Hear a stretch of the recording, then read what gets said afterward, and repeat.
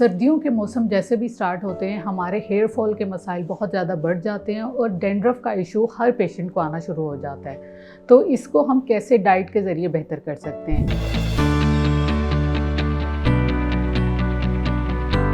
अस्सलाम वालेकुम, my name is Sadia Fatima. I am clinical nutritionist and dietitian at Rainbow obesity and eating disorder centre. आज हम बात करने वाले हैं कुछ हेल्दी फूड्स के बारे में कि जो फूड्स हमारी हेयर हेल्थ के लिए बहुत इंपॉर्टेंट होते हैं और अक्सर जो हेयर फॉल के इश्यूज़ होते हैं हमें उनको कैसे हम फूड के ज़रिए सही कर सकते हैं। कुछ ऐसे न्यूट्रिएंट्स होते हैं जिनकी बहुत ज़्यादा ज़रूरत होती है हमारी स्कैल्प हेल्थ के लिए, हमारी माइंड हेल्थ और हेयर हेल्थ के लिए। सबसे पहले बात करें तो हम ओमेगा 3 बहुत अच्छा सोर्स होते हैं हमारे हेयर हेल्थ के लिए, क्योंकि ओमेगा 3 हमें हेल्दी फैट्स भी प्रोवाइड करते हैं जो कि अक्सर हमारे पाया जाता है नट्स में, सीड्स में। ये हमारे माइंड को हेल्दी बनाते हैं, हमारे माइंड को एनर्जी देते हैं, जो कि हमें अक्सर हेयर फॉल की वजह बनता है। क्योंकि अगर हमारी माइंड हेल्थ अच्छी नहीं होती तो हम बहुत ज़्यादा सोचते हैं या स्ट्रेस लेते हैं, जिसकी वजह से हेयर फॉल शुरू हो जाता है। तो अगर हम ओमेगा 3 लाइक नट्स और सीड्स को अपनी डाइट में शामिल करें तो हम इस तरह के इश्यूज से बच सकते हैं।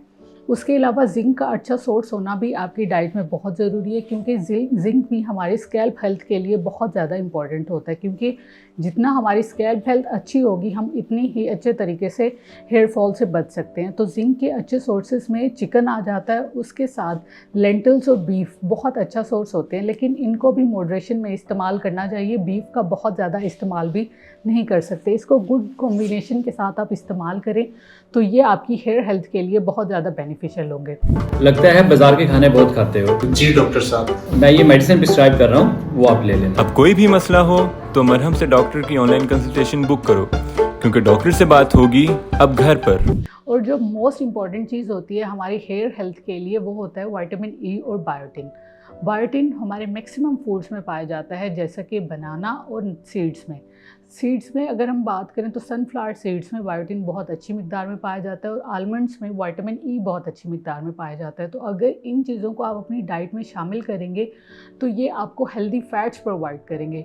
हेल्दी फैट्स जो कि हमारी बॉडी से एक्सेसिव डैंड्रफ को भी रिमूव करता है और हमें एक टाइप ऑफ कुशन प्रोवाइड करता है, जिसमें हमारी बॉडी हाइड्रेटेड रहती है और हमें हेल्दी जो है वो स्कैल्प में देती है, जिसकी वजह से हम हेयर फॉल से भी बच सकते हैं और उसके अलावा हम डैंड्रफ से भी बच सकते हैं। और मोस्ट इंपॉर्टेंट चीज़ है कि अपना हाइड्रेशन लेवल मेंटेन करें, क्योंकि सर्दियों में हम इस चीज़ पे फोकस नहीं करते कि पानी का इस्तेमाल ज़्यादा करना है या कम, और अक्सर हम भूल जाते हैं।